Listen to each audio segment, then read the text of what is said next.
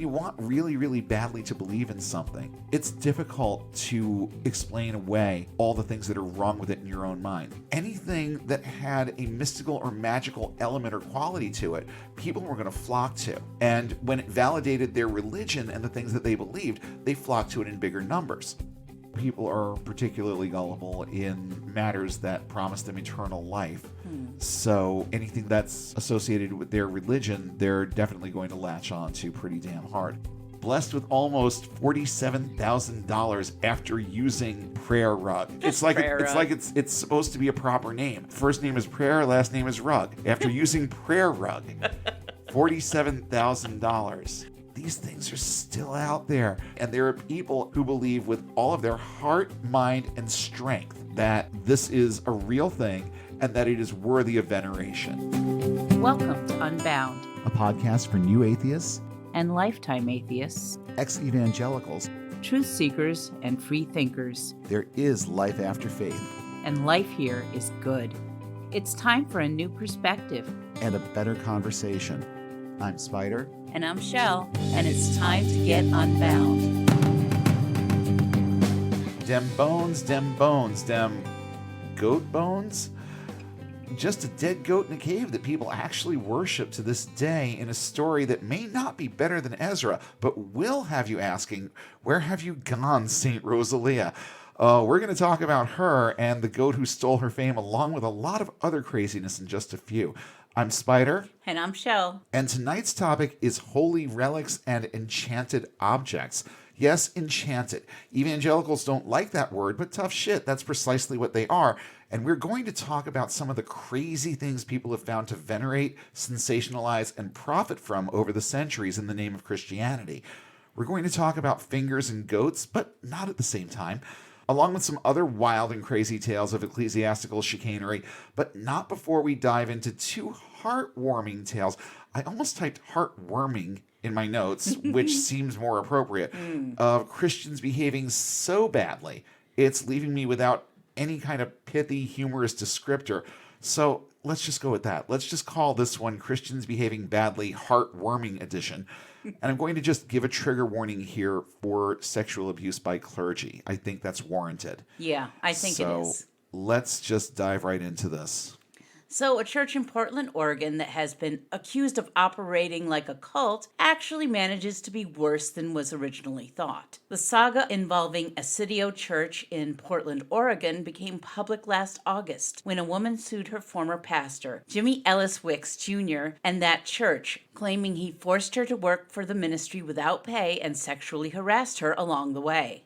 The woman described the leadership of the church controlling her every move. Her brother tried to rescue his sister from the Acidio Church, but she contends in the suit that she couldn't leave the church home or businesses without an escort and was prevented from accessing her phone, electronics, or other personal belongings. Sounds very cultish. You think? Very cultish. Seriously. She said most of her pay was taken by the church for what its leaders said was to cover her room and board and mandatory church tithing, the suit says.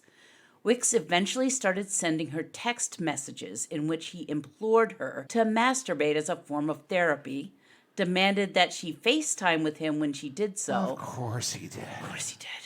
And instructed her how to use sex toys, she alleges in the suit. Of course, as is usually the case, this woman wasn't alone. Other women have since come forward telling the police similar stories.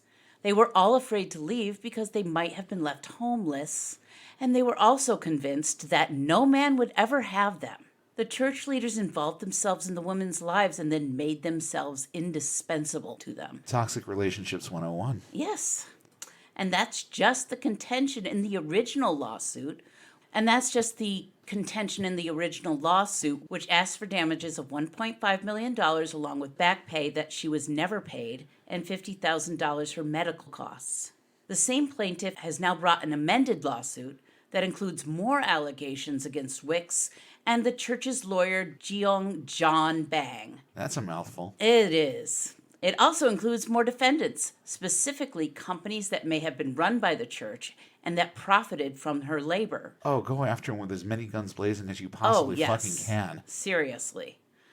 The revised suit accuses Wicks and Bang of conspiring to have church members work for the businesses for little or no wages, and then using income and profits from the businesses to pay Bang's and Wicks' salaries, buy real estate, and hide profits. Yeah, this is just so fucking typical. It is. It's like they do this to people. They do this to their fucking clergy all the time. Yes. It's crazy.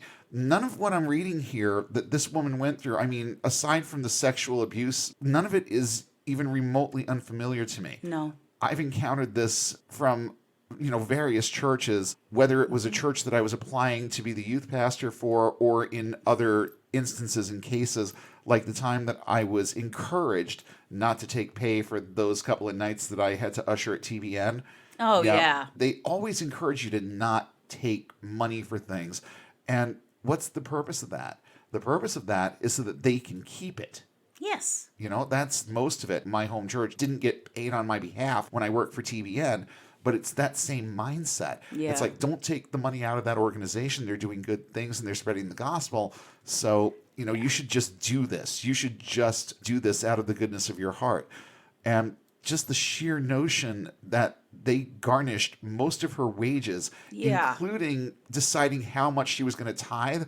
Oh, you know what? That's real goddamn familiar to me. I mean, had we gone that final step with me getting credentials through the AG, tithing to, I forget whether it was the district or general council, was mandatory. Yes. And they would keep tabs on how much money you were making. And if you weren't giving them 10 fucking %, watch out. Oh, yeah. Some people are going to say that I'm latching on to the wrong details here, but it goes to the overall manipulation of the situation. And the fact that she allowed this to happen, I think, was just, it was kind of a gateway thing for them to get her to do whatever the hell else they wanted. Right, yeah. The new suit also alleges that Bang and Wicks required members of the church and employees of the companies to apply for unemployment benefits, with Bang assisting members with the applications as their legal counsel, even though the members were working for the church-run businesses. These remain allegations. Wicks and the other defendants continue to deny any wrongdoing, because of course they do. If you're clergy and you are God's anointed, you can't do any wrong. Yeah, that's a problem. And, just this whole business of men lording power over women, especially sexual power. Yeah. These people can talk all they want about how they think on a more moral level about sex. But this is what happens when people in your life are suppressing your sexuality, making you feel like there's something wrong with your sexuality. It may be an extreme example, but I can only imagine that this person grew up in an environment where sex was very, very bugaboo. And as soon as he figured out the kind of things that he liked, instead of pursuing those interests in any way that was remotely healthy, he chose this. Yeah. Because his entire viewpoint of what sex is had been so skewed from childhood. Right. That, I'm not making an excuse for him. I'm just saying this is the way that it is. This guy is a piece of shit. Well, yeah. And there's no doubt about that. But it all comes back to environments and the things that we're exposed to, especially when we're young, and the things that we're taught about certain things, especially sex. They love to vilify sex at every turn. Yeah. So as soon as the decision-making process shifts from the parents, who are going to give you a whooping if they find that porno under your bed, to you being able to explore things the way that you want, then you couple that with the guilt that comes from this notion that what you're doing is sinful. And I don't care if you're a Catholic priest or if you are an evangelical minister or who you are. When you've got those thoughts running through your head from the time that you're a kid, then I'm sorry, this is how it can manifest. Right. And does in a lot more instances than anyone wants to think about, even outside the Catholic Church. Of course. We already know what those people are about. Yeah. But even outside of that particular branch of Christianity, right, this kind of shit runs rampant. You just don't hear about it as much in evangelical circles. Maybe we should take a closer look at that. Yeah. Maybe we should, and make people understand a little bit better. The sexual abuse thing, it's not just for Catholics anymore. Not that it ever was. No. But I'm rambling enough about that particular subject. This next one, oh my goodness, MAGA madness at its finest here. This guy is a doozy. Well, for my next story, let's talk about the Republican candidate for the Oklahoma State Senate, right-wing activist Jaren Jackson. I hate that name. Sounds too much like Janet Jackson. Yeah, a little bit. He'd made news last September endorsing the MAGA candidate for Senate, Jackson Lahmeyer. Lahmeyer? I'm not even going to worry about getting his name right. I know. That's the level of respect. Names are important. Names are an important thing, but who gives a fuck? Call him Lahmeyer. Yeah. Sounds like the liar. Yeah, I know. That's why I'm going with that. Yes. Jackson's comments were concerning. Speaking at the campaign rally, Jackson declared that he hopes to see the establishment of military tribunals that will send godless commies to burn forever in a lake of fire. How very 1955 of him. Yes. And last September on Twitter, Right Wing Watch called attention to another comment he'd made. Self-proclaimed American patriot Jaren Jackson would love nothing more than to shoot godless commies in the face. But since he's a law-abiding patriot, he won't do that because that's illegal. Or is it? I would assume that it is, but from the perspective of a dude like this, I don't know. Let's hear the rest. Sounds like a real cool, considerate type of dude, right? Well, now he's running for state senate, bringing that type of sensible conservatism into that race as well. Here's how his newest campaign commercial goes. "We are at war with communism," Jackson says in the campaign ad as he sharpens a knife. My God. Or I should say, communism is at war with us. This war is designed not to look like a war. They're coming for our kids. They've destroyed the economy. They've hostage the government. I'm a Bible-believing Christian. I believe that the gospel of Jesus Christ is the only way to salvation. I also think it's the only way we overcome. I think that's the way that we win. I know that's the way we win. I'm running for state senate, and on June 28th, I'd like to ask you for your vote and for you to unleash me. Unleash him. Yes. No, dogs belong on leashes. Mm-hmm. I mean, seriously, that all just makes me real comfortable with this guy. How he keeps using the terms of war. He also calls his campaign donations bullets and says he wants to spread the gospel, to spark a state sovereignty movement, and to engage the godless commies. Oh, God, this terminology. I mean, that's from 1956. It gives me Jack Chick vibes to begin with. And also, it's a very stereotypical kind of thing that you would hear during the Cold War. Yes. And just one more comment on this whole goddamn thing. This quote right here, the contents of this ad is the single most white evangelical thing that I've heard in a while. Yeah. And it encapsulates well the way these people think. I wish I could slap these people with a clue by four. A clue by four? Yes. Is that your phrase? Yes, it is. Very well done. Well I've heard it before, but clue by four. It's my term of choice. Yeah, I think I'm going to start using this and using it liberally. They glorify war so much, and his idea of godless commies are basically anyone who doesn't believe in his right-wing views. Just like anyone whose views don't jibe with the average MAGA or Proud Boy are liberals. Yeah, right. You know, not everyone who understands just how batshit insane your hapless messiah is are necessarily liberal. No. Not everyone who disagrees with you is a quote-unquote liberal or, and I love this affectionate little term, libtard. Yeah, no, whatever. No. We're just people that disagree with you. And if you would just take 5 seconds to have an actual meaningful discourse about this, then maybe we would come to some sort of meeting of the minds. I would never support 45. Oh, God. But I feel like there's always more room to understand the other guy. And if you want to be understood, then you need to take the time to understand too. But that's not the way these people think. It's a very my way or the highway approach that they take to everything. And it's a very toxic way of thinking about anything. And let me tell you, the toxicity levels in that ad are very, very high. Yeah. And on that happy note, our Patreon is active at patreon.com/unboundpodcastnetwork. If you can help us out with your dollars, fantastic. It comes out to about $1 an episode. $5 a month is the base. And if you are able to help us in that way, then we thank you in advance for considering that. If you just flat out can't afford to help us right now with your dollars, then help us with your likes, your shares, your 5-star ratings, all of the things that make podcasts grow. And as I say every week, tell someone new about the show this week. Tell 2 people, tell 10, tell 50, and let them tell 2 friends, and they'll tell 2 friends, and so on and so on. And we'll just start blowing the doors off of this thing, because there's plenty of people out there that still need to hear this messaging, and there is a world out there that needs to get and stay unbound. So help us help them, one starfish at a time.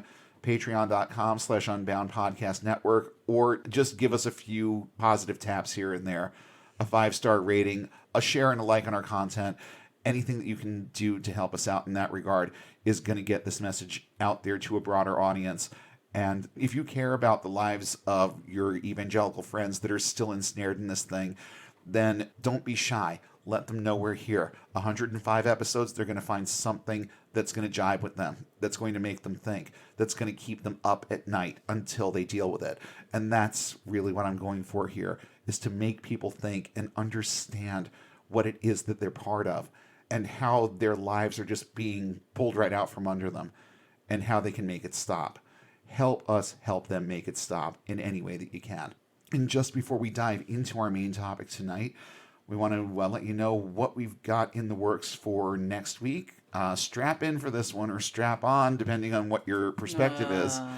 We're going to be talking about pornography. And is pornography wrong? We're going to look at the pros, the cons, and give some advice on how to determine the answer to that question personally and situationally. Because I don't think there's a blanket answer to that question. And there are a lot of nuances and ethical considerations that have much more to do with what's being consumed than it does the consumer. So make sure you come back for the discussion on that. For right now, let's get into this discussion on holy relics and enchanted objects. I don't find much of this terribly enchanting. No. But there's a lot to be gleaned from what evangelicals learned from their crazy grandfather, the Roman Catholic Church. So let's get into that right now. So the concept of objects holding spiritual power is far older than any Judeo-Christian source. But since we're focused on how Christianity approaches this concept tonight, we're not going to look any further back than the Bible. And really, we don't have to. There's more than enough of a foundation laid for viewing objects as having powers they flatly don't possess right in the Bible to make the point clear. So, without further ado, let's take a look at some of these examples in the Bible, going right back to book number 1, Genesis 28, 10 through 12, and 16 through 18, reading from the NIV. Jacob left Beersheba and set out for Haran. When he reached a certain place, we don't know what place, he stopped for the night because the sun had set. So it's an uncertain place. If they told us where, it would be a certain place. He stopped at an uncertain place. Okay, now here's where it gets good. Taking one of the stones there, he put it under his head and lay down to sleep. He had a dream in which he saw a stairway resting on the earth with its top reaching to heaven, and the angels of God were ascending and descending on it. When Jacob awoke from his sleep, he thought, "Surely the Lord is in this place, and I was not aware of it." He was afraid and said, "How awesome is this place! This is none other than the house of God. This is the gate of heaven." Early the next morning, Jacob took the stone he had placed under his head and set it up as a pillar and poured oil on top of it. So he slept on a rock. He had a vivid dream and decided that the rock was magical. And, there are many other examples of objects being imbued with power that show up in the Old Testament in particular. And I just want to take a look at a couple of these that religioustolerance.org has compiled. This is actually an article on divination, magic, and occultic activity in the Bible, which we've already touched on a bunch of times here. But there are a couple of examples here that do fit the topic. So let's take a look at just a couple on their bullet list here. First, there's the Urim and Thummim. These were 2 objects mentioned in Numbers 27:21 and also in 1 Samuel 28:6. I've heard them described different ways. Yeah. But the most common description that I've gotten of these is that they were basically smooth stones. and were kind of the magic 8 ball of their day. The high priest would consult them to determine the will of God. So basically, these were 2 stones that, more than anything else, represented yes and no. Oh, You wow. could ask God a yes or no question, reach into your pocket, pull out the stone, and whatever stone you pulled out was the answer. Wow. Imagine if they had just asked him at one point, "Are you actually real?" No. Yeah.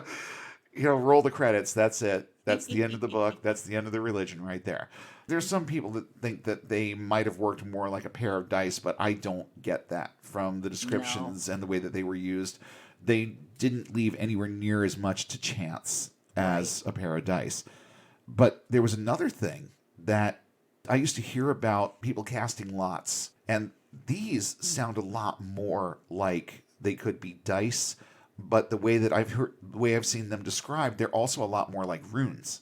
And I think that there's kind of an amalgamation of things going on here, because I know they cast lots to determine who was going to take Jesus's robe from the crucifixion site.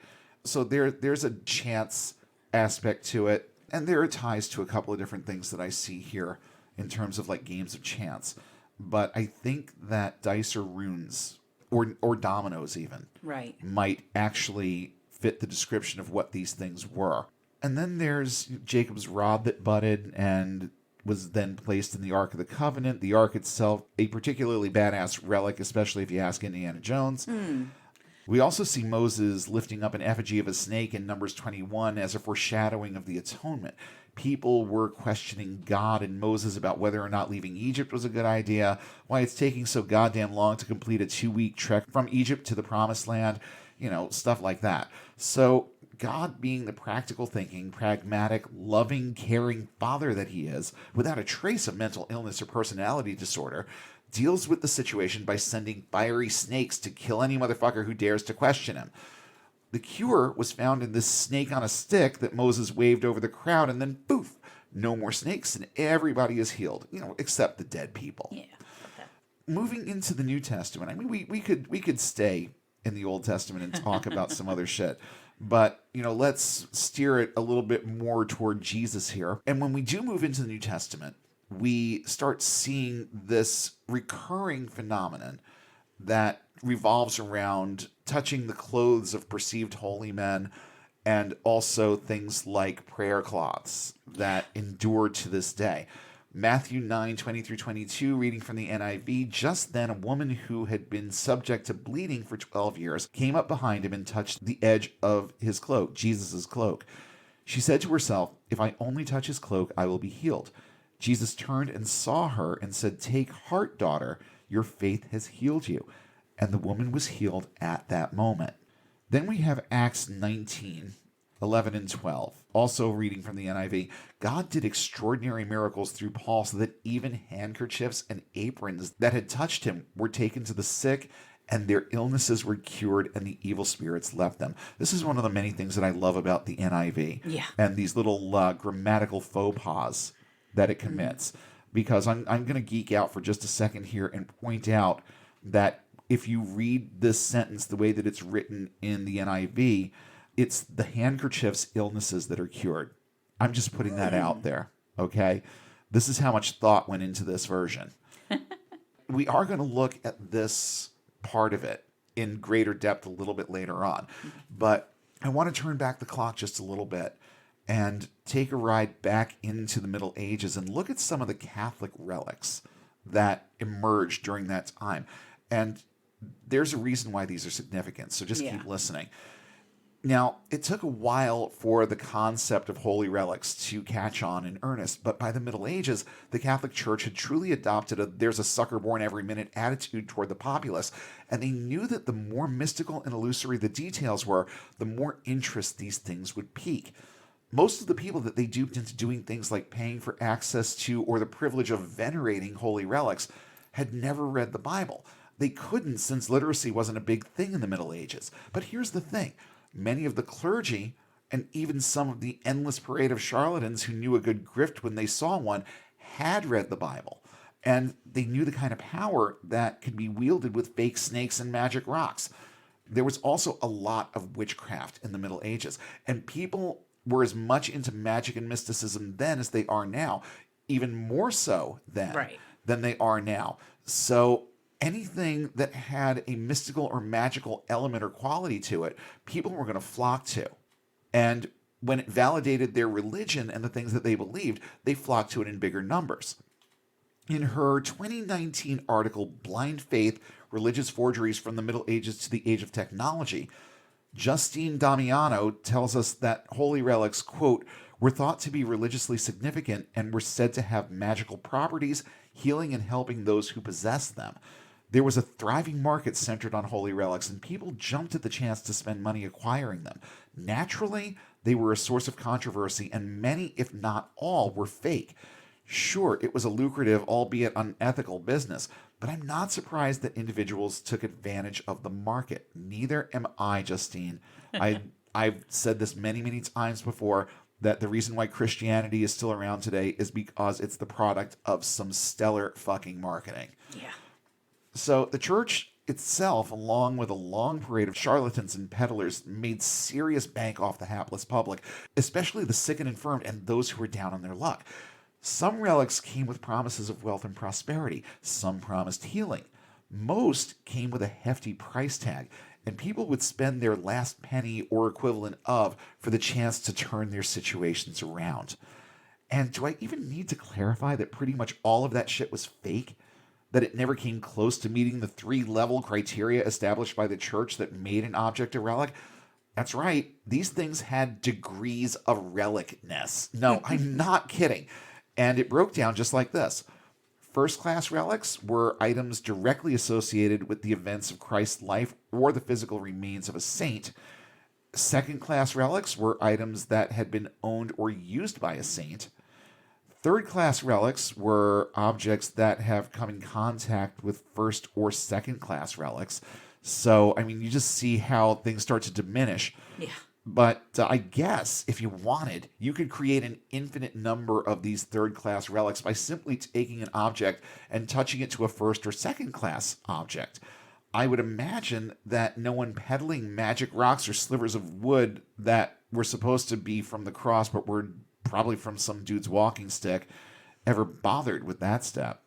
So with that, let's take a look at some of the so-called relics that the church has peddled over the years. And I'm going to start with the obvious one, but I'm not going to spend a lot of time on it. We're going to talk just for a minute about the Shroud of Turin. The Shroud was discovered in 1354, but it was already under scrutiny by 1389. The Bishop of Troyes dismissed it as a fake with no scientific anything to go by, just more common sense than average for the circles in which he moved. The modern Catholic Church refuses to take a side on it at all, but I see a distinct lean in this description by the current Pope Francis, who calls the shroud, quote, an icon of a man scourged and crucified. Very slick. We won't say it's Jesus, but it looks like a guy who matches his description. You see, that's kind of what he's saying there. Yeah. I do think that the shroud and its degree of detail, coupled with the fact that you can see the outline of an entire body and not just a face. If it was just a face, it would be a different story. But it's not just a face. And I think it makes this example more than coincidental, but definitely not authentic. Someone, probably some Catholic bishop or someone else in the church, saw the potential profitability of a relic like this. People would come from miles around to see it, venerate it, make offerings to it. Very, very Catholic, that idea. But you know what isn't a Catholic idea? Forensics. A recent study of the Shroud, just back to 2018, debunks it Dexter style by going after the inconsistencies in the blood flow patterns depicted on it. Right. This is just a quote from, what is the source? Livescience.com. That's where I got this. Just a quick quote on this from the standpoint of forensics. I thought this was really interesting. This is all the gotcha that you need for this. Forensic anthropologist Matteo Barini and chemistry professor Luigi Garlascelli, I'm so glad I'm Italian, Garlascelli, used a live volunteer and a mannequin to study how blood from Jesus' crucifixion and spear would have flowed onto his burial shroud. Using both human and synthetic blood, they were unable to find a single position in which the blood flowed onto experimental cloths to create the stain pattern on the Shroud of Turin. They published their findings in the Journal of Forensic Sciences on July 10th, 2018. Now, it was someone's likeness on that shroud, but it wasn't Jesus's likeness. That much is certain. And the face that they chose sure does have a familiar look about it. That same sullen expression and enigmatically Western European features that you see in so much medieval occult art. And while we're on the subject of Jesus' face, there are loads of examples of people seeing Jesus' face in places where it just isn't. But the reasons why they emerge are at the same time random and purely coincidental. When people see faces in a piece of cloth, it usually means something like that the cloth had been folded in a certain way, leaving creases in it that over time revealed something that sort of kind of looks like a face. And there are literally countless other explanations. It's all very, very random, but our brains don't look at it that way. Right. And most of our perceptions of these things have everything to do with this little trick that our brain plays on us when our imagination kicks in and thinks that it's seeing something that isn't there. So when faces show up in a piece of toast, just for the sake of example, it has far more to do with the texture of the bread and how it tends to toast more quickly in some spots than in others. That's the entire explanation for it. The rest of it's very, very random. So why do we see faces everywhere? Why do we see a face in that slice of toast if it's nothing but random differences in the surface of the bread? Why do we see faces in the clouds or in trees or in the outlines of some houses and buildings or in the grill of a Plymouth Neon? Remember Say Hello to Neon? Hi. And it certainly did look like it was smiling at you and saying hi, didn't it? Yes, it did. Well, here's an interesting bit. Science has an answer to this. Neuroscientists at the University of Sydney now say how our brains identify and analyze real human faces is conducted by the same cognitive processes that identify illusory faces. From an evolutionary perspective, it seems that the benefit of never missing a face far outweighs the errors where inanimate objects are seen as faces. That's a quote from Professor David Allais. He's the lead author of the study from the School of Psychology at the University of Sydney. There is a great benefit, he says, in detecting faces quickly, but the system plays fast and loose by applying a crude template of two eyes over a nose and a mouth. Lots of things can satisfy that template and thus trigger a face detection response. There are multiple theories out there as to why we do this, some having to do with protection from wrongdoers, but with our ancient ancestors dealing with so many other predators in their environments, it isn't likely that it eventually coded into our DNA as a defense mechanism to recognize another person as a threat. It's just not likely. Another theory suggests that this is just part of our sexuality, and the first thing we notice about someone is their face. Our brains send one of two signals to us, viable mate or not a viable mate.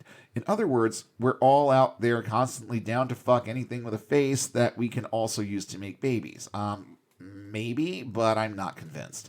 I'm more comfortable with the I don't know on that one. Although physical attraction does usually start somewhere, and more often than not, it does start at eye level. So there might be something to it, but I'm not going to go all in with that theory. But, that I don't know comes in handy in situations like religious relics, because it's not just the Shroud of Turin. It's the faces that show up on toast or on vegetables or in the decomposition of a banana, all of which have been cited as proof that Jesus exists because Jesus-looking images appear randomly in nature, or, more to the point, images to which we assign that meaning as a base tendency coupled with religious indoctrination is more where it comes from. We first see the face, then we decide that it's a familiar one, and most of us have at least an amalgamated image in our heads of what Jesus is supposed to look like.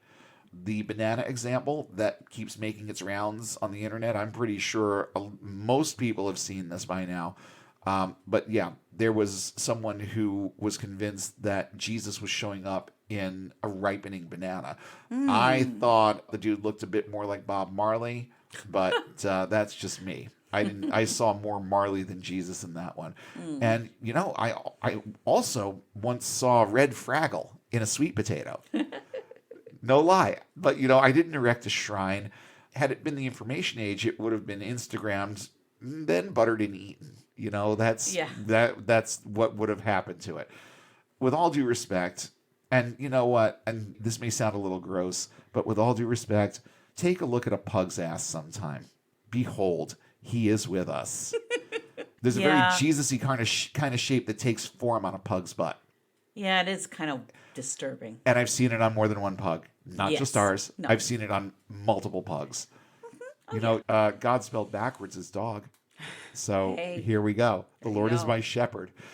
German Shepherd. Okay. All right, let's get back on topic here. Let's just try to keep things on a level. So, yeah, facial recognition. That's what we were talking about. This facial recognition response, this is back to the study. This facial recognition response happens lightning fast in our brains. And the study showed that this actually happens within a few hundred milliseconds. It's instantaneous. Most of the time, It is instantaneous. We don't have to think about it too much. And we see these things even out of the corners of our eyes. And just looking out into the trees or a mountaintop, or just looking in the sky at the right moment and seeing a cloud that has these features, it happens instantaneously. And the study also says that we know these objects are not truly faces, yet the perception of a face lingers. That's Professor Allais again. We then end up with something strange, a parallel experience that is both a compelling face and an object, two things at once. The first impression of a face does not give way to the second perception of an object. That's very interesting. This error is known as face pareidolia, and it is such a common occurrence that we accept the notion of detecting faces in objects as normal. But humans do not experience this cognitive process as strongly for other phenomena. So we are programmed, for whatever reason, we are programmed to see faces.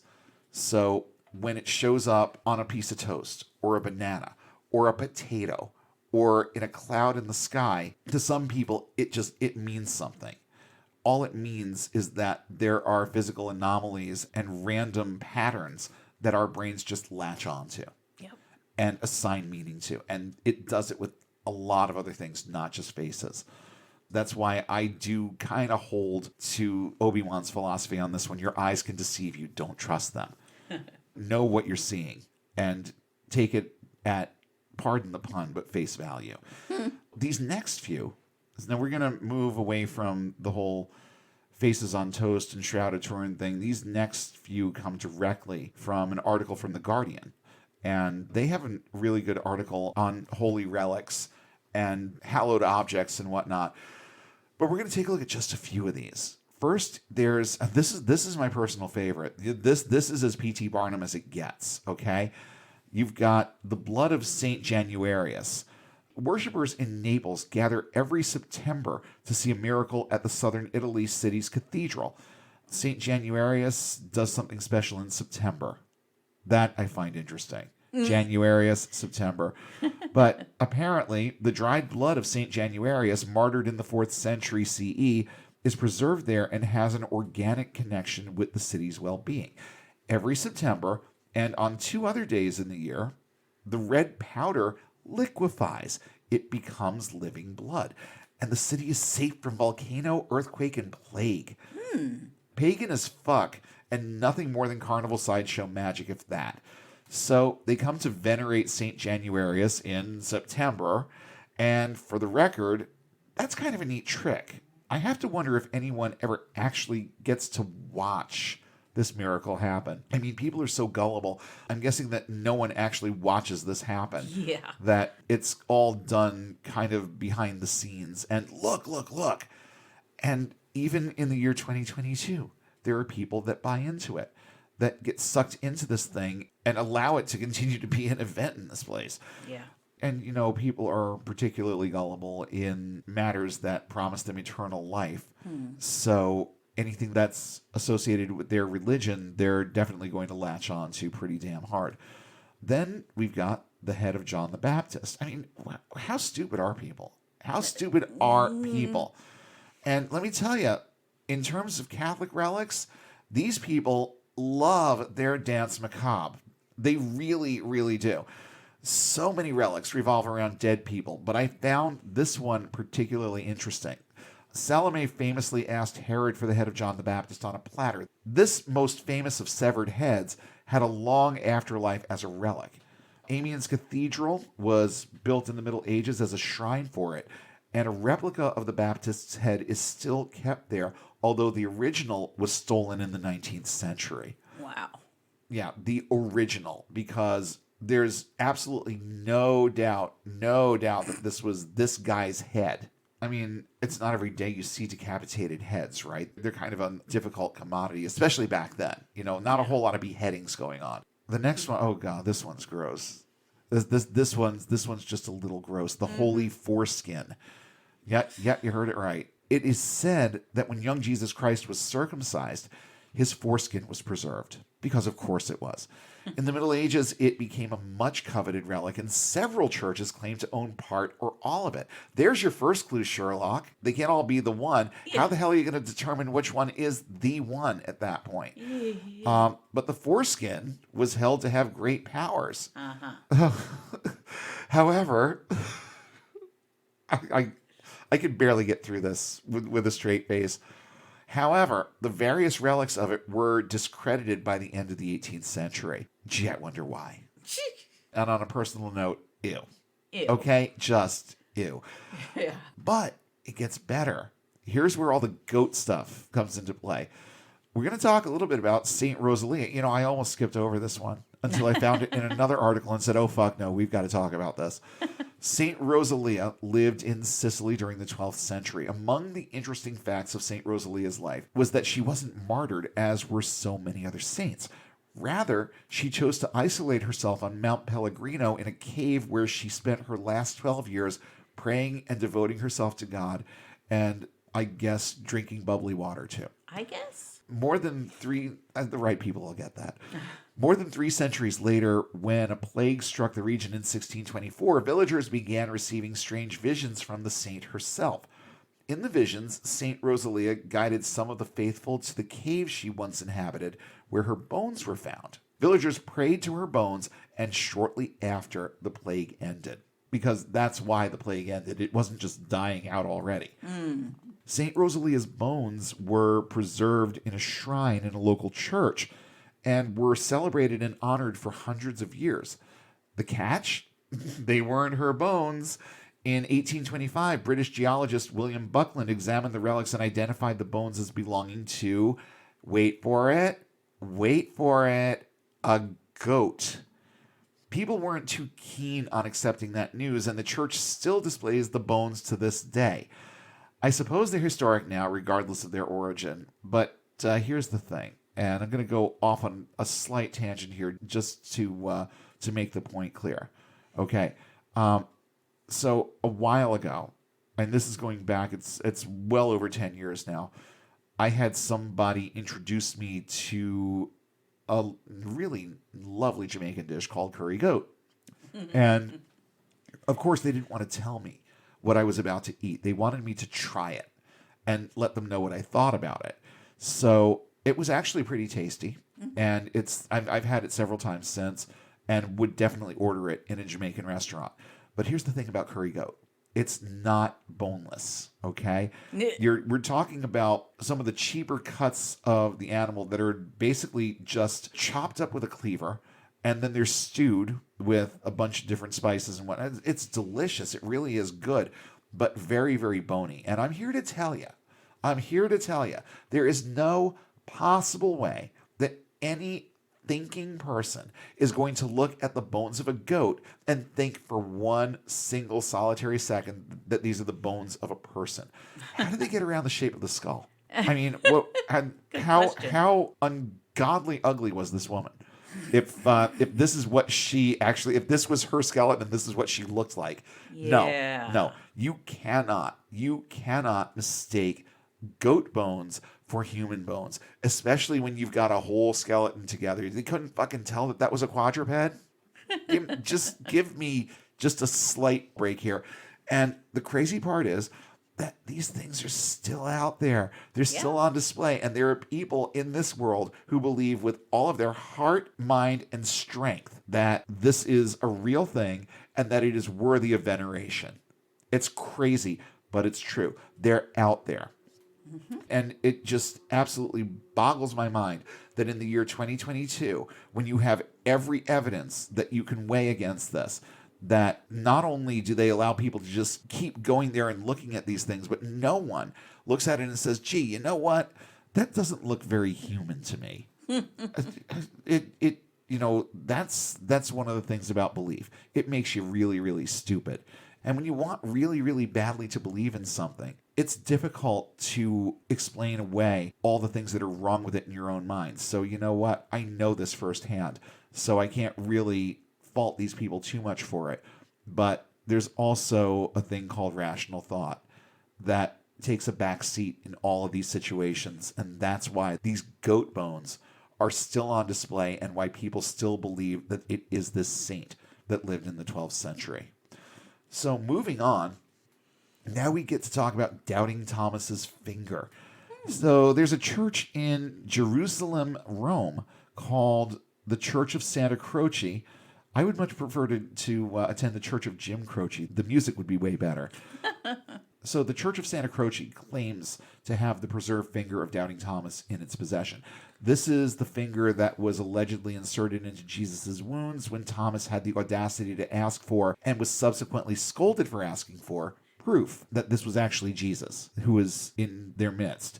Jesus wasn't big on the concept of proof himself, was he? I mean, No. everything was about belief. But that's what they think of this. It's proof that some dude's finger was preserved because it penetrated the wounds of Christ. Okay. The same church claims to have 3 pieces of the original cross. And I'm guessing that there's no proof there either. However, back to livescience.com, according to accounts by 4th century church historian Socrates Scholasticus, the Roman Emperor Constantine's mother demanded that the church built on Christ's supposed crucifixion site be demolished, uncovering 3 crosses below.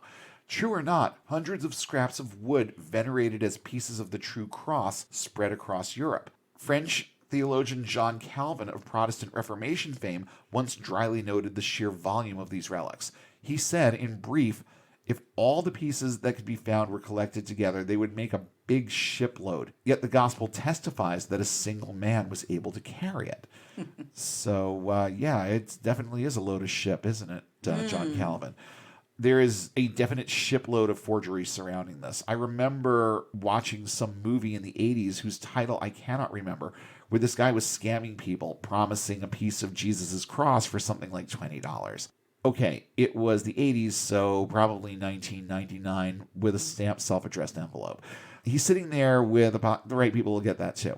He's sitting there with a pocket knife, lobbing off pieces of his desk and putting them in envelopes. Cross relics have always been huge business, and today is no exception, as are pieces of Noah's Ark. And people are so gullible, but because I brought it up, the search for Noah's Ark has been going on for centuries, and more than one person or expedition team has claimed to find it or the site of it, most notably at the top of Mount Ararat in Turkey. National Geographic has done multiple articles on this. The one I uncovered was from 2010, but I know there were others. I mean, I remember them covering this in the 80s as well, along with the Shroud of Turin. Yeah. But here's the kicker, though. There's disagreement among evangelicals about this one. The 2010 article identifies an evangelical organization as claiming to have found the Ark beneath, quote, snow and volcanic debris at the top of Mount Ararat. Of course, there's a dire lack of that one element to this that actually matters, a little thing called proof. And there's also the problem of people having claimed to find the Ark in other places too. National Geographic even covered an expedition in Iran that supposedly proved that the Ark was there. And here's a little from that article. Some archaeologists and historians took the 2010 claim that Noah's Ark had been found about as seriously as they have past ones, which is to say, not very. I don't know of any expedition that ever went looking for the Ark and didn't find it, said Paul Zemansky, an archaeologist specializing in the Middle East at Stony Brook University in New York State. So those are just a few of the examples that are out there. And what all of them have in common is that they were all used to manipulate people and try to lend validation for beliefs that can't be proven to have any power or influence in any other way. All holy relics are at least implied to have powers that prove the existence of God and the truth of the gospel. So, what we learn from all this is that none of these things have any power or validity behind them. It's mostly sideshow theatrics and trickery. This way to the egress, and people follow. But there is one group that uses this concept of power objects to their advantage today even more than the Catholics. And you guessed it, it's our very own evangelicals. So here's how evangelicals spin the holy object idea. And just to preface further comments on this, I'm just going to say this. If there's anything that I can lend to evangelicalism's credit, it's that they dismiss a vast majority of Catholic mysticism. They also dismiss most of these claims about Noah's Ark, too, which I find really interesting because there are so many people out there, especially people like Ken Ham, that their very existences seem to hinge on this one thing being true. But oddly enough, it's one of those things that evangelicals just say, yeah, nah, these aren't real. But as evangelicals, we were taught to reject idolatry. We were taught that there really is no power in things like so-called holy relics. We didn't have to venerate statues. We didn't need to bless ourselves with holy water. No AG church that I'm aware of touts statues that weep. We were told the communion elements were emblematic and that transubstantiation wasn't a thing. So they actually did remove a decent amount of the woo from situations like that. We didn't have to pray the rosary, and baptism was a profession of faith. It wasn't a magic ritual to remove original sin. And it also didn't happen when you were a baby. It was up to you to make that decision. So all of that is wonderful until you realize that there are a lot of ways that they objectify the power of God and use physical objects for things like healing and prosperity themselves. Now, I will offer this disclaimer. Some of the more extreme examples revolve around fringe beliefs like word faith, but some do find their way through the doors of the average church too. I knew plenty of people who believed that you could be healed by having one of the church elders anoint you with oil, for example. So let's start there. The cause for belief in the power of anointing oil actually comes from the Bible. James 5:14-16 says, "Is there any sick among you? Let him call for the elders of the church and let them pray over him, anointing him with oil in the name of the Lord. And the prayer of faith shall save the sick, and the Lord shall raise him up. And if he have committed sins, they shall be forgiven him." So healing and ecclesiastical whiteout right there in a little jar. And we actually saw this a lot. And the power behind the oil itself varied based on the opinion of the individual. My pastor told me that the oil itself didn't have any power, but the act of anointing with oil was a matter of spiritual obedience and would be honored by God. The Bible says to do this, so we do it. But doesn't that assign power to it? The idea there is that eliminating the thing from the equation decreases the effectiveness of the action. So if it's only emblematic, why not just skip it? Now, we were also told that the communion elements were only emblems, but we were admonished not to eat and drink in an unworthy manner. 1 Corinthians 11:27-30 says, "Wherefore whosoever shall eat this bread and drink this cup of the Lord unworthily shall be guilty of the body and blood of the Lord. But let a man examine himself, and so let him eat of that bread and drink of that cup. For he that eateth and drinketh unworthily eateth and drinketh damnation to himself, not discerning the Lord's body. For this cause many are weak and sickly among you, and many sleep." Went to the KJV for that one. And we were taught to believe this, and I did. And I took it very seriously. When God and I weren't on the best of terms, I refused communion. And I would say things like, and I remember saying this to you flat out, "I know the state of my soul, and I am not going to eat and drink death unto myself." And that was, it's so bugaboo and so paranoid. This is supposed to be a happy thing. Communion is supposed to be a happy thing. And just because I knew that I had these quote unquote sins that I wasn't willing to confess, most of them having to do with being angry at God, I wouldn't do this thing because I was afraid that I would get physically sick or possibly die, or whether it would be through some kind of medical or biological cause or something else. I believed that these things had enough power that I would be in some sort of danger if I received communion in an unworthy manner. So they can talk about it being emblematic all they want, but every single time we had communion at Faith Assembly, our senior pastor would caution us about this. And he would say, don't do this in an unworthy way. If you have a beef with someone, settle it with them right now.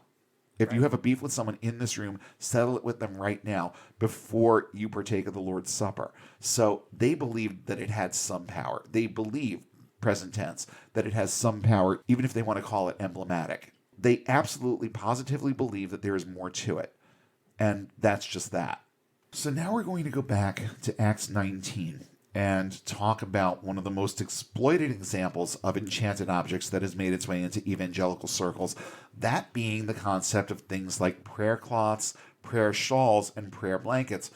Applying Catholic logic to the situation, all of these things would be third-class relics, ordinary objects imbued with power from a higher source, and it's not like the Catholics haven't used this approach either.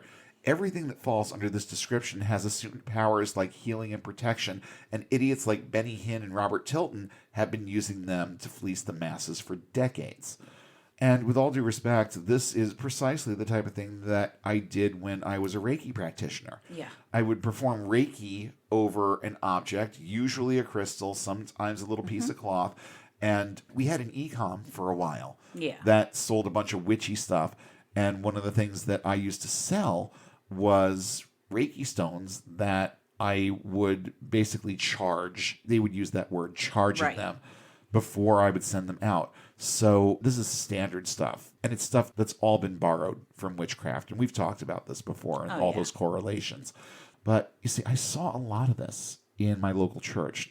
Our pastor didn't hand out or sell prayer cloths, but we were encouraged to pray over certain things and use them for various purposes, most of which revolved around healing.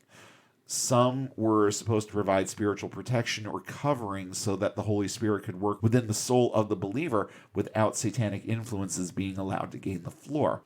But most of it, the vast majority, had to do with healing. Now, none of these things were relics or associated with relics, but the notion of religious objects being imbued with power, along with some of the biblical references we've looked at that corroborate those beliefs, all have the same origin. What's the difference between giving someone a sliver of wood and telling them that it's from the cross of Christ and giving them a prayer cloth? The expectation is the same, that the power of the object will prove beneficial to the believer. Evangelicals may have toned it down considerably, but there is still a lot of exploitation of people's fears, wants, needs, and situations going out there that revolve around this sort of thing. There are people out there who have tutorial videos on how to bless and anoint a prayer cloth, for crying out loud. One in particular that I found involved a ham-handed attempt at organizing an MLM around prayer cloths. That one never seems to have, pardon the pun, materialized. But there are plenty of other shysters out there who have made a business out of prayer cloths. This is the most far-reaching evangelical manifestation of what the Catholic Church and loads of secular medieval entrepreneurs made a practice of beginning in the Middle Ages, and that practice continues right into this present day. The local church doesn't usually try to make a profit off of prayer cloths, but there are plenty of word faith yahoos who do. Yeah. That is the number one. In my opinion, it's the number one thing. And I know that there are people out there that are from every corner of evangelicalism who can come up with other examples of other types of objects. And again, a lot of the same things that we used to do in Reiki, where you would just sort of charge an object. Or if it was for a child, we would take a teddy bear and lay hands on it. If it was a sick kid, a bunch of people would lay their hands on this teddy bear and infuse it with God's power, so that teddy bear would then be placed in the crib or the hospital bed of this sick child, and it would promote healing. You know, you can imagine just how well that worked.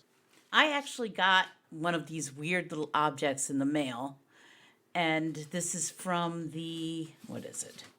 St. Matthew's churches, plural churches. And this is run by a guy who has been doing this for like 70 years. Oh my He has goodness. been running this church by mail, basically. Wow. And what this is, it was a pretty big packet of material. I mean, for just a regular piece of junk mail, this has like 5 pieces of paper in it. And one of them is supposed to be a prayer rug. It is a piece of paper. It is like a, A4 piece of paper, regular size, maybe a little bigger, but it's paper. It's like legal size. Yeah, it's Yeah. legal size. It's paper. It's like newsprint. This is not a prayer rug, but it's printed like a prayer rug. It looks like a prayer rug with Jesus' face in the middle of it. You're supposed to stare at his eyes because they're closed, and you stare at them until you can see his eyes open. Have you tried? No, but I did hold it up to light, and yeah, there are like very, very faint eyes. Okay. Like, really faint. So the longer you look at it, the more likely, your likely you brain are is to latch onto To it. it and fill it Yeah. in. And then you're supposed to kneel on it and pray for whatever it is you want. But then you're supposed to return it. I guess it's basically you return it so they know they've got somebody on the line. Oh, definitely. Yeah, and you return it with this thing, this little quiz, mail this page back with the prayer rug. It's like, what do you need? A closer walk with Jesus? Do you want to pray for your health? A family member's health? Less confusion in my home? Do you need a money blessing? A better job? A home to call my own? A new car? And then, of course, the donation comes next. I mean, you can donate with this. Yeah. And of course, it'll work better if you donate with this. Of course it will. It's not specifically said, but yeah, it's Well, I mean, think about the whole thing with Reiki and the sharing of energy. Sharing of and energy, how yeah. paying exorbitant amounts of money for these attunements was supposed to be an exchange of energy. Yes. So yeah, then I mean there's nothing here that's unfamiliar. And it also goes back to our Wicca days where everything was about intention. So you pour your intention into this object, into this piece of paper, and it's supposed to have spiritual significance. It's supposed to net you some kind of reward for being obedient enough Yeah. to follow all of these rules and guidelines and then send this thing back to them Yeah. with your kind donation. Yes. Yeah. And there's also another piece of paper in here talking. These are all testimonials from people who have done it. The picture on here looks like this lady's last known photograph. Oh, yeah. Blessed just- with almost, hold it up. Blessed with almost $47,000 after using prayer rug. Not the prayer rug. It's just, it's like, prayer it's rug. like it's supposed to be a proper name. And first name is prayer, last name is rug. After using prayer rug, $47,000. Yeah. I'm guessing if we asked for proof, it would be hard to come by. It would be hard to come by. But yeah, there's that. And then after you send back the prayer rug, this is a sealed, it's a sealed prophecy for you. Oh my God. And it's like a wall of text. Oh my It is goodness, a look at this wall thing. of text. And it's all like the same things. I mean, the It's like- listeners can't see it, but I mean, It's this is I like ridiculous. this is the whole live response format with Yes. this. This is oh my yeah, God. I got this back in 2021, and I actually had gotten another one when I was a teenager. Same thing. Same exact thing. So it's basically like a chain letter that's been going It- on for a it's while. Basically like a chain letter, but it's all new printing. It's like this. I'm sorry, but nobody sent this prayer rug back and then sent an old one back out. This is new. Okay, This is new. They say that you're supposed to send it back so that we can send it to other people. And I'm like, if you knelt on this thing, it would be destroyed. Yeah, and like you're supposed to kneel on it. How many Or more touch people, it to your knees if you can't get down. Even so, just the fact that it's being handled Yes. and folded, unfolded, refolded, even if you don't literally put it on the floor and kneel on it, I'm sorry, that's brand new. Yes. That is brand new. It is. If they're saying that they're doing that with it, you have to be really, really fucking stupid to believe it. And if you look at it, it kind of looks like the image on the Shroud of Turin. It kind of does, but it's also like way creepier. It is. That's a really creepy image of Jesus. Yes, it is. It's very creepy. You know, I'm just seeing this right now while we're recording this, so I haven't had time to even go out there and check. But I wonder if there are pictures of this thing out on the internet. Probably. There probably are. Can look at I'm going to look. I'm going to see if we can tag one on in the show notes so that people get an idea of what we're sitting here and talking about with this. But no, that's a prime, real modern world example of what's actually out there, and it fits perfectly with what we're talking about tonight. Yeah. And with that, we're going to start winding things down just a little bit. To close things out, I'm just going to apply a little bit of their logic and reason to this situation. First, let's remember that most, if not all, religious relics are in fact fake. It makes no sense to think that Jesus' crown of thorns would be preserved for millennia and still be recognizable. It doesn't make sense that 3 churches all claim to have Jesus' foreskin, because, I'm sorry, as soon as the second one chimed in, that should have been enough to blur the lines of belief on that one. It should have, but of course it wasn't. Someone's finger, someone's bones, please. Why even consider if these things are legit? People can tell you anything about any object that they want to, and it's always a crapshoot whether or not you're going to believe. Here's the thing, though. They don't care. If you don't believe, someone else will, and as long as there remains an infinite supply of splinters from the cross, they're happy. If you need healing, let's just break this completely down to brass tacks, people. If you need healing, see a doctor. A doctor has treatments and possible solutions. A piece of fabric, not so much. If you're struggling financially, speak with a debt counselor. Don't carry magic rocks. And if you need something with tangible, observable proof to believe in, don't look at preserved fingers or random body parts that are alleged to belong to someone or something, but probably don't. And please don't, pardon the pun again, kid yourself into believing that a goat's bones belong to a dead saint or that a prayer cloth has any power. In the realm of tangible, observable things to believe in, you know where you really should be starting your search?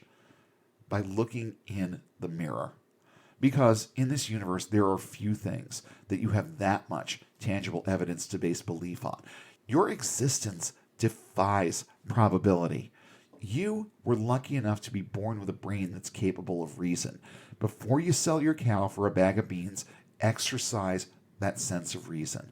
Before you forsake medical treatments in favor of sleeping under a prayer blanket, before you take at face value anything anyone says about the power of any external physical thing, consider the power that rests in you to reason through situations and make good, proactive decisions about your life, your health, your finances, whatever. That is real power.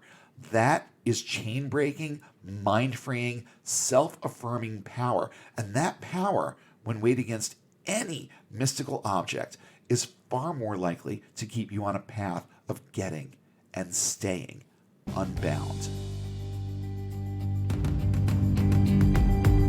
We hope you enjoyed this episode of Unbound. Show topics are chosen based on their timeliness, relevance, and social impact. Have suggestions for future topics? Email us at unbound.podcast.network@gmail.com with all your comments and feedback. Please don't forget to like, share, and throw a few 5-star ratings our way, and follow us on all major social platforms. And don't forget to hit subscribe if you haven't already. Links to our social pages, as well as a full list of cited sources in today's episode, are listed in the show notes, available at our website, getunbound.org. That's get-unbound.org. If you value this resource and would like to see it continue, please consider supporting us on Patreon at the link in the show description. And be sure to check for new updates every Sunday when we'll come together again and take one more step toward getting and staying unbound.